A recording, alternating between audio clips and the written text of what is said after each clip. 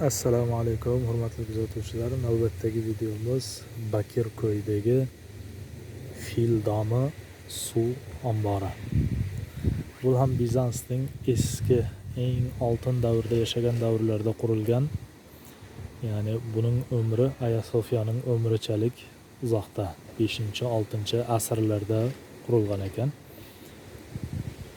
Ana fil domi, ya'ni fil ismini olganligiga ko'proq dalil imperatorlar, ya'ni o'sha Roma davrida ham, hatto Usmoniylar davrida ham shu atrofda eng katta askariy birliklar shu yerlarda to'planib turadi. Ularning ana fillari bo'ladi ekanda, fillari ko'p bo'ladi ekan, janglarda qo'llanishi kerak bo'lgan fillar.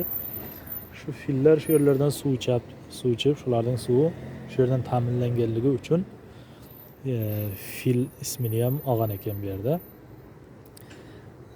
Roma tilida Heddamon sistern deb qo'yadi ekan. Ya'ni buning kattaligi 120 metrdan, uzunligi eniga 76 metrdan iborat ekan. Mana bu devorlarning balandligi 11 metr. Devorning qalinligi esa 8 metrgacha boradi ekan. 7 metrdan 8 metrgacha. Biz avvalgi videolarimizda ham aytganmiz, Istanbulda usti ochiq bo'lgan, ochiq havoda 4 ta suv ombori bo'lgan. 3 tasi Istanbul qal'alarining ichida, surlarning, bittasi tashqarisida degan edi. Mana shu tashqarisida bo'lgani mana shu hisoblanadi ekan.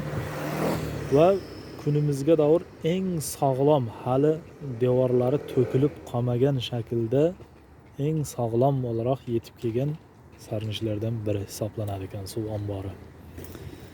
Ular boshqalari kabi o'rtasi park va konsert o'tkazadigan joyga aylantirilibdi.